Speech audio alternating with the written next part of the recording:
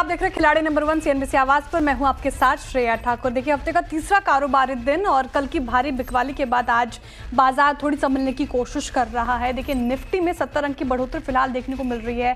23,094 के लेवल पर कामकाज करता दिख रहा है। बैंक निफ्टी में देखिए काफी वोलेटिलिटी आज के सत्र में भी देखने को मिल रही है। 100 अंक तक चढ़ा था, देखिए फिर से गिरा है और मात्र अभी कुछ ही 13 अंक इनफैक्ट चढ़कर 48,580 के लेवल पर कामकाज कर रहे। तो क्लियरली बैंक निफ्टी में आज थोड़ी वोलेटिलिटी देखने को मिल रही है आज के सत्र में। वही स्मॉल कैप और मिड कैप में नजर डालेंगे तो देखिए मिड कैप में आज गिरावट है और ज़्यादा गिरावट गहराती जा रही है। 1.5% गिरकर ये 53,017 के लेवल पर कामकाज करता हुआ। वही स्मॉल कैप पे नजर डालेंगे तो वहाँ पे भी आप देखेंगे गिरावट का सिलसिला कायम है। 0.25% की गिरावट यहाँ पे देखने को मिल रही है। 17,015 के 151 के लेवल पर कामकाज कर रहा है। ब्रेथ पे नजर डालिए तो आपको मिले जुले संकेत दिखेंगे फिलहाल, लेकिन गिरने वालों की संख्या ज़्यादा है। 1865 स्टॉक्स गिरकर कामकाज कर रहे हैं आज के सत्र में। वही बढ़ने वाले मात्र 524 हैं और ज़्यादा पेन आज आपके पोर्टफोलियो में देखने को मिल रहा होगा। कंट्रीब्यूटर्स देखिए, जहां इन्फोसिस, टीसीएस, एचडीएफसी बैंक और आईसीआईसीआई बैंक जैसे हैवी वेट्स निफ्टी को पुश करने की कोशिश कर रहे हैं। देखिए 18 अंक तो इन्फोसिस और टीसीएस जैसे स्टॉक्स चढ़े हुए हैं। वहीं देखिए SBI, Tata Motors, power grid जैसे स्टॉक्स ड्रैग कर रहे हैं। एनटीपीसी भी इस लिस्ट में शामिल है, 3 अंक गिरकर अभी फिलहाल कामकाज कर रहे हैं। बैंक निफ्टी में एचडीएफसी, आईसीआईसीआई संभालने की कोशिश कर रहे हैं। कोटक महिंद्रा भी आज अप है 19 अंक, लेकिन SBI, Punjab national bank, axis federal bank जैसे स्टॉक्स में गिरावट देखने को मिल रही है। एसबीआई देखिए 47 पॉइंट्स डाउन अभी ट्रेड करता फिलहाल नजर आ रहा है। तो बाजार की हालत फिलहाल डमाडोली नजर आ रही है। हालांकि ग्रीन टिक में अभी भी कामकाज करता हुआ, लेकिन क्लोजिंग बेल्स पे नजर रहेगी किस ओर जाके बंद होता है। बैंक निफ्टी में देखिए भी मात्र 2 अंक ही रह गए हैं, तो यहाँ पे तो फ्लैट देखने को मिल रहा है। अब चलते हैं हमारे खिलाड़ियों के पास। हमारे साथ जुड़ी हुई हैं सोनी पटनायक जी, हरीश जुजारे जी और पवन माहेश्वरी। आप सभी को वेरी गुड मॉर्निंग। पहले एक नज़र डालते हैं हमारे खिलाड़ियों के रिटर्न कार्ड पर। क्या स्थिति अभी फिलहाल देखने को मिल रही है? कौन से खिलाड़ी हमारे लीड करते हुए नजर आ रहे हैं? तो पवन जी का पोर्टफोलियो भी सबसे ज़्यादा तेज़ी में है, 4.5% तेज़ इनका पोर्टफोलियो। दूसरे नंबर पर सोनी पटनायक जी दिख रही हैं, 4.25% के करीब इनका पोर्टफोलियो नजर आ रहा है और 3.5% के करीब हरीश जी का पोर्टफोलियो। तीसरे पायदान पर अभी फिलहाल हरीश जी नजर आ रहे हैं। सोनी जी बताइए, जिस तरीके से बाजार में वोलेटिलिटी, इनफैक्ट देखिए बैंक निफ्टी आज काफ़ी ज़्यादा वोलेटाइल नजर आ रहा है। कल के सत्र में तो सारे अंक गवा दिए थे सोमवार के गेन्स बैंक निफ्टी ने, लेकिन आज भी देखिए काफ़ी ज़्यादा वोलेटाइल। क्या रणनीति अप्रोच फिलहाल आज के लिहाज से? देखिए बहुत ही ज्यादा वॉलेटाइल है आज। जितना भी हम थोड़ा सा रिकवरी देख रहे हैं निफ्टी में, काफी इंटरेस्टिंग है नोट करने के लिए कि उस रिकवरी के अनुसार कॉल के प्राइसेस उस हिसाब से नहीं बढ़ रहे हैं। थोड़ा सा डाइसी हो रहा है। विक्स बढ़ते जा रहा है 17 के ऊपर। मुझे लगता है बजट से पहले विक्स यहाँ पे 20 से 24 के रेंज को टेस्ट कर सकता है, यानी कि वॉलेटाइल और अनसर्टेनिटी कंटिन्यूड रहेगा नेक्स्ट वीक तक। एक रेंज है, ब्रॉडर रेंज निफ्टी में अभी भी मुझे लगता है 23,000 क्लोजिंग बेसिस पे होल्ड कर रहा है, बट ऊपर के साइड में 23,400 का एक रेजिस्टेंस है। इंट्राडे में इसी 400 पॉइंट में स्विंग्स बहुत डाइसी कर रहे हैं, बहुत वॉलेटाइल हो रहा है, बट ब्रॉडर रेंज तो यही बन रहा है। सो जब तक either side range breakout closing basis पे ना आए, थोड़ा सा डिफिकल्ट रहेगा। मुझे लगता है इंडिसेस को अवॉइड करना चाहिए और स्ट्रिक्टली पोजीशन हेज करते हुए ही चलनी चाहिए। सिमिलरली बैंक निफ्टी पे भी मुझे लग रहा है 48,000 का एक सपोर्ट होल्ड कर रहा है, बट 49,500 पे जाते फिर सेलिंग प्रेशर आ रही है। तो ये जो 1500 की पॉइंट बैंक निफ्टी में बनी हुई है, सिमिलर रेंज बाउंड ही है यहाँ पे। मुझे लगता है फिर भी थोड़ा सा हेज रहिए पोजीशंस, इंडिसेस को अवॉइड कीजिए। स्टॉक स्पेसिफिक एक्शन थोड़ा सा बेटर रहेगा यहाँ पे देखने के लिए। स्टॉक स्पेसिफिक एक्शन बेटर लग रहा है फिलहाल सोनी जी को। इंडेक्सेस को अवॉइड करने की सलाह है जिस तरीके से वोलेटिलिटी देखने को मिल रही है बाजार में। हरीश जी आप बताइए, क्या कैसे प्ले कर रहे हैं आप इस मार्केट को, जिस तरीके से तेजी, फिर एक दिन भारी गिरावट और आज भी स्थिति डमाडोल, क्या लग रहा है? Good morning. मार्केट में देखा जाए तो क्लियरली मार्केट ऊपर लेवल पे टिक नहीं पा रहा है और सेल ऑन राइज का स्ट्रैटेजी बन रहा है। हर बार देखा जाए तो ऊपर लेवल्स पे बिकवाली आ रही है। तो हवेवर नीचे के लेवल निफ्टी की स्पेशली बात करते हैं तो 20,000 होल्ड कर रहा है अभी भी। वही एक मेजर सपोर्ट जोन है। तो वहां से हो सकता है कि माइनर बाउंस बैक दिख पाए, लेकिन मुझे नहीं लगता है कि ओवरऑल ऊपर के लेवल्स पे टिक पा रहा है निफ्टी। तो ओवरऑल सबको सेल ऑन राइज की स्ट्रेटेजी में रेकमेंड करूंगा। और दूसरा चीज है कि बैंक निफ्टी में क्लियरली थोड़ा वीकनेस है। कल के ब्रेकडाउन के बाद फर्दर वीकनेस कंटिन्यू हो सकता है बैंक निफ्टी में। तो मुझे लग रहा है कि ओवरऑल सेटअप थोड़ा वीक ही रहेगा आगे भी।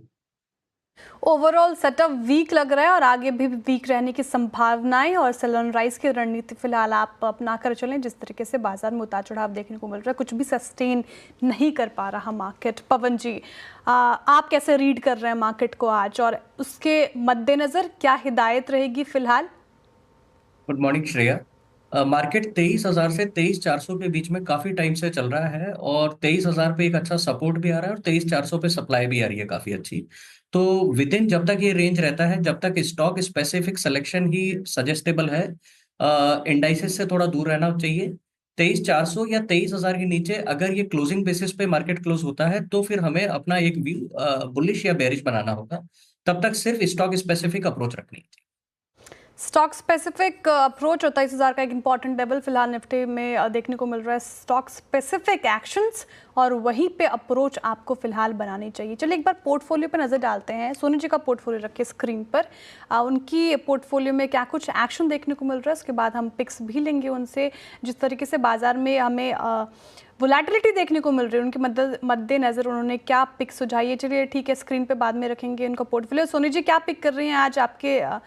ठीक है, ये रहा IRB इंफ्रा। इन्होंने सेल साइड की ट्रेड सुझाई थी और उन्होंने प्रॉफिट बुकिंग कर लिया है इसमें। आज के लिहाज से क्या पिक कर रही हैं सोनी जी आप? श्रेया जी, बहुत ही डिफिकल्ट है एक्चुअली डिसाइड करने के लिए बाय या सेल, बट मैं अभी सेल के साइड में ही जाना चाहूंगी। सेल है यहाँ पे सीमेंस पे। सीमेंस में एक ब्रेकडाउन देखने को मिला है 5860 लेवल पे, यहाँ पे सेल कर सकते हैं। मुझे लगता है कि ये जो ब्रेकडाउन है 5900 के बिलो काफी स्ट्रॉन्ग है और टूवर्ड्स 5500 यहाँ पे जा सकता है। शॉर्ट पोजीशंस ऐड हुए हैं वीक ऑन वीक बेसिस पे, यहाँ पे कंटिन्यूअसली शॉर्ट बिल्टअप बन रहा है। सीमेंस में सेल करने की यहाँ पे रिकमेंडेशन है 5500 टारगेट के लिए। उसके नीचे सस्टेन होता है तो टुवर्ड्स 5300 पोजिशनली भी आपको दिख सकता है। स्टॉप लॉस यहाँ पे आपको प्लेस करना है 6000 का stop loss siemens sell side की ट्रेड फिलहाल सोनी जी की तरफ से आती हुई 6000 का स्टॉप लॉस मेंटेन करके चलें। वहीं 5500 के आपको टारगेट भी दिख सकते हैं फिलहाल। अब रखते हैं हरीश जी का पोर्टफोलियो स्क्रीन पर। वहाँ पे क्या कुछ एक्शन, उनके बाद उनसे पिक जानेंगे। क्या एक्शन देखिए, उन्होंने IEX और DLF सेल साइड की 2 स्टॉक सुझाई थी और दोनों में ही उन्होंने प्रॉफिट बुकिंग कर ली है। हरीश जी क्या पिक कर रहे हैं? मेरा भी नेक्स्ट आज का कॉल सेल साइड पे ही रहेगा। जैसे मैंने बताया कि मार्केट सेल ऑन राइज है, मुझे लग रहा है कि आज एक टाटा मोटर्स से मेरा सेल कॉल रहेगा। कुछ दिनों के कंसोलिडेशन के बाद फिर से एक बार डाउनसाइड ब्रेकडाउन दिया है स्टॉक प्राइस, तो मुझे लग रहा है कि करंट लेवल से नीचे की ओर जा सकता है। टारगेट बनेगा 700 का और स्टॉप लॉस बनेगा 768 का। सेल साइड की ट्रेड टाटा मोटर्स जो थोड़ी बहुत रैली आई थी वो टिक नहीं पाई, फिर से पिटा है ये स्टॉक, और 758 का फिलहाल आपको स्टॉप लॉस मेंटेन करके चलना है। 768 और 700 का टारगेट, निचला टारगेट टाटा मोटर्स पे आता हुआ हरीश जी की तरफ से। अब पवन जी का पोर्टफोलियो रखते हैं स्क्रीन पर। वहाँ पे क्या एक्शन, उन्होंने किस में प्रॉफिट बुकिंग की है, कहाँ से एग्जिट लिया है, कौन होल्ड करके चल रहे, एक बार उस पर एक नज़र, फिर उनसे पिक्स लेंगे। और सन टीवी और L&T finance 2 stocks by side की ट्रेड इन्होंने सुझाई थी, दोनों में ही प्रॉफिट बुकिंग कर ली है पवन जी ने। पवन जी, आज के मद्देनजर क्या लग रहा है बाजार में, सेल साइड की ट्रेड आएगी आपकी तरफ से कि बाई साइड की ट्रेड? आज मुझे IT एक्शन में लग रहा है, और मुझे ऐसा लग रहा है कि सपोर्ट से IT ही बाजार को ऊपर लेके जाएगा। तो मेरी आज पिक होगी TCS की। यहाँ मैं TCS पे अभी 4125-127 का भाव है, यहाँ पर लॉन्ग करूंगा 4250 का टारगेट और 3990 के स्टॉप लॉस के साथ। देखिए, IT सेक्टर आज फिलहाल बाजार को संभालने की कोशिश कर रहा है, और इन्फोसिस, TCS, टेक महिंद्रा जैसे स्टॉक, HCL टेक सभी बढ़त के साथ, और इन्फोसिस टॉप गेनर्स में शामिल। तो यहाँ पे TCS बाई साइड की ट्रेड फिलहाल आती हुई पवन जी की तरफ से। टारगेट आपको 4250 का लेकर चलना है, स्टॉप लॉस 3990 का मेंटेन करके चले। एक और स्कोप है पवन जी आपके पास, कोई और स्टॉक आप लगे हाथ सुझाएंगे? अभी थोड़ा सा मार्केट को मैं स्टेबल होने का वेट करूंगा, और स्टेबल होने के बाद मैं सेकंड पिक दूंगा। तो ये फिलहाल बाजार में वोलेटिलिटी देखने को मिल रही है, तो थोड़ा वेट फिलहाल पवन जी कर रहे हैं। हरीश जी, आप कोई पिक सुझा रहे हैं दूसरी?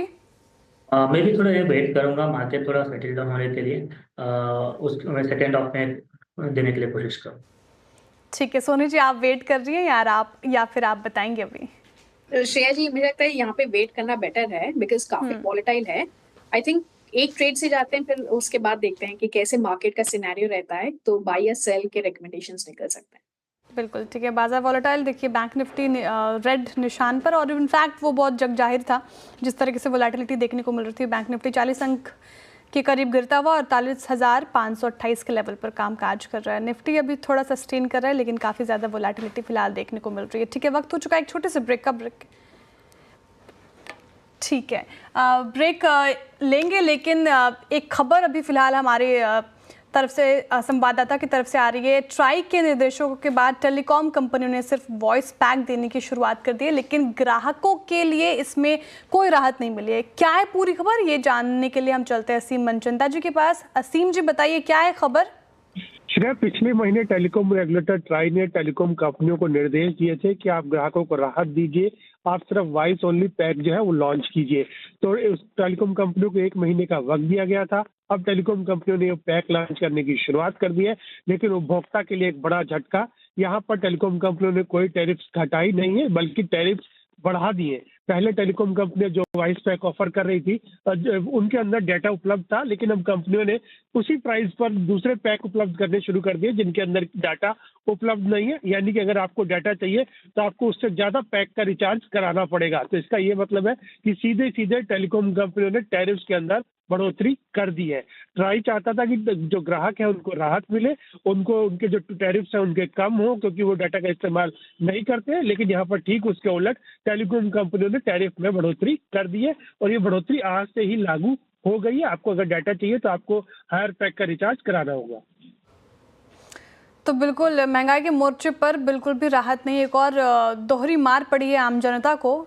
जो खबर आ रही थी पहले कि डेटा अगर आप नहीं चाहते हैं तो एक नॉर्मल रिचार्ज कर सकते हैं, लेकिन ऐसा नहीं है। अगर डेटा पैक अगर चाहते हैं तो आपको ज़्यादा और पेमेंट करनी पड़ेगी। तो टैरिफ हाइक यहाँ पे हुई है दोबारा से, और आम जनता की जेब पर बोझ जाहिर सी बात है पड़ता हुआ दिख रहा है। पवन जी, टेलीकॉम स्पेस देखिए आप, वोडाफोन, भारती एयरटेल और जियो भी आने की तैयारी कर रहा है। फिलहाल क्या लग रहा है आपको, टेलीकॉम स्पेस में कोई पिक नज़र आ रही है आपको बेटर फिलहाल? भारती एयरटेल मुझे अभी अच्छा लग रहा है टेलीकॉम स्पेस में, तो ये एक अच्छी बैट हो सकती है। भारती एयरटेल। सोनी जी, वोडाफोन को देखिए, स्टॉक कितना ज़्यादा वॉलेटाइल, और हम लगातार अपने चैनल के माध्यम से दर्शकों को बताते रहते हैं कि इससे दूरी बना के रखनी चाहिए। फिलहाल जिस तरीके से वॉलेटिलिटी वोडाफोन में देखने को मिल रही है, वोडाफोन को कैसे रीड कर रहे हैं आप? ये स्टॉक आपको क्या समझ में आता है स्टॉक में?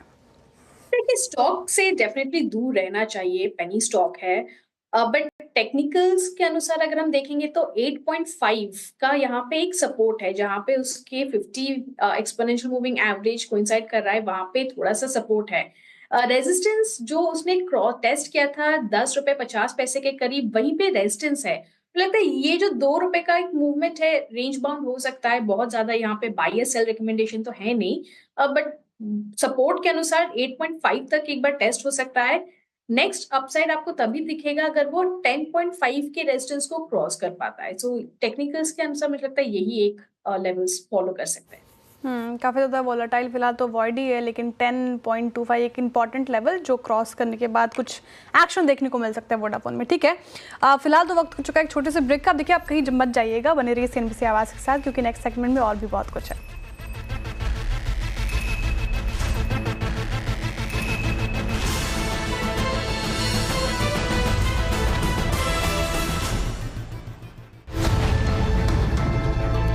बजट से आम लोगों की बड़ी उम्मीद होती है कि सरकार टैक्स कटौती का उनको तोहफा दे। एक शब्द जो आप बार बार सुनते हैं वो है स्टैंडर्ड डिडक्शन।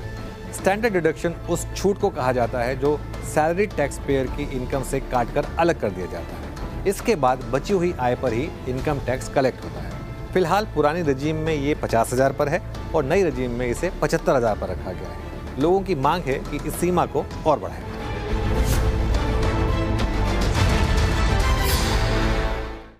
बाजार में जिस तरह से वोलेटिलिटी देखने को मिल रही है, बैंक निफ्टी देखिए आप 100 अंकों से ज़्यादा गिरकर अभी कामकाज कर रहे हैं, अपने डे हाई से 300 अंकों से ज़्यादा फिसल चुका है। खैर बाजार के आगे भी बात करेंगे, लेकिन अब बात हमारी बजट पर खास पेशकश की। बजट पर सभी की अपनी विशलिस्ट है। बड़े ब्रोकरेजेस इस बजट में क्या देखना चाहते हैं, HSBC की बजट उम्मीदें जानने के लिए चलते हैं मेरे सहयोगी यतिन मोताजू के पास। यतिन जी बताइए, HSBC की क्या उम्मीदें? देखिए, जहाँ तक कि ब्रोकरेजेस का सवाल है, HSBC और बहुत सारे ब्रोकरेजेस यही मान रहे हैं कि सरकार का जो फिस्कल डेफिसिट टारगेट है FY 26 के लिए वो करीब 4.4% हो सकता है, और ये टारगेट मीट करने के लिए सरकार अपना जो खर्चा है वो भी कहीं ना कहीं कट करती हुई नज़र पड़ सकती है। सबसे इम्पॉर्टेंट जो विनिवेश का फिगर है, जो बाजार जिस पे नज़र रखे हुए है, वो लगभग 45,000 करोड़ होना चाहिए अगले साल के लिए, ऐसा HSBC का मानना है। और कहीं ना कहीं जो फिस्कल डेफिसिट का टारगेट है वो सरकार कटिबद्ध है वो मीट करने के लिए, और 4.5% के नीचे यानी लगभग 4.4% के आसपास वित्तीय घाटा आपको FY 26 के लिए प्रोजेक्टेड होता हुआ दिखाई पड़ सकता है। एक्सपेक्टेशंस क्या करनी चाहिए? कहीं ना कहीं मिडिल क्लास को इन्फ्लेशन यानी महंगाई दर से राहत देने के लिए सरकार इनकम टैक्स में रियायत दे सकती है, इनकम टैक्स के स्लैब में बदलाव हो सकते हैं, और इनकम टैक्स ओवरऑल बेसिस पे कटौती यहाँ संभव है जो प्राइवेट कंजम्पशन को बूस्ट कर सकता है। प्रोडक्शन लिंक्ड इंसेंटिव स्कीम्स यानी PLI स्कीम्स पे सरकार ज़्यादा फोकस कर सकती है, खास करके जो हाईटेक सेक्टर है यहाँ PLI संभव है, क्योंकि ग्लोबल अरीना में भारत के लिए ये महत्वपूर्ण है कि हाईटेक सेक्टर में भी जो है एक बढ़ावा दिया जाए। इसके अलावा जो मिड जो टेक्नोलॉजी सेक्टर्स हैं यहाँ भी PLI संभव है, क्योंकि यहाँ सबसे ज़्यादा रोज़गार बढ़ाने की अपॉर्चुनिटीज़ मिलती हैं।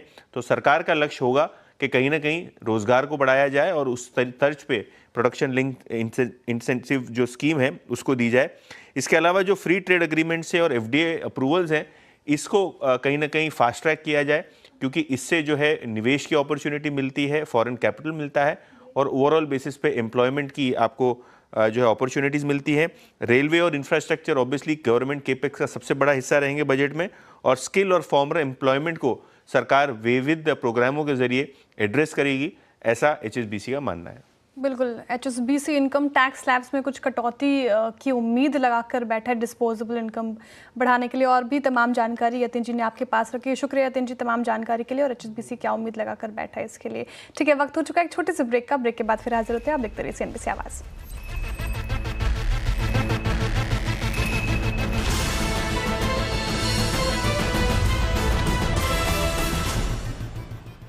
देश और बाजार को नई ऊंचाई पर पहुंचा सकता है ये बजट। इस बजट में कंजम्पशन, केपेक्स और न्यू एज रिफॉर्म्स पर होगा जोर। फिस्कल डेफिसिट कंट्रोल करके ग्रोथ को भी करना होगा बूस्ट। जॉब बढ़ाना है और टैक्स कम करके मिडिल क्लास को देनी होगी राहत। इन्फ्लेशन और स्लोडाउन से भी निपटना होगा। वित्त मंत्री निर्मला सीतारमण पे होगी पूरे देश की निगाहें। मोदी 3.0 के इस अहम बजट पर CNBC आवाज लेकर आएगा सबसे बड़ी कवरेज और सबसे भरोसेमंद चेहरों के साथ सबसे सटीक विश्लेषण। देखिए बजट अपने फेवरेट डेस्टिनेशन CNBC आवाज पर। बजट 2025 मेक और ब्रेक।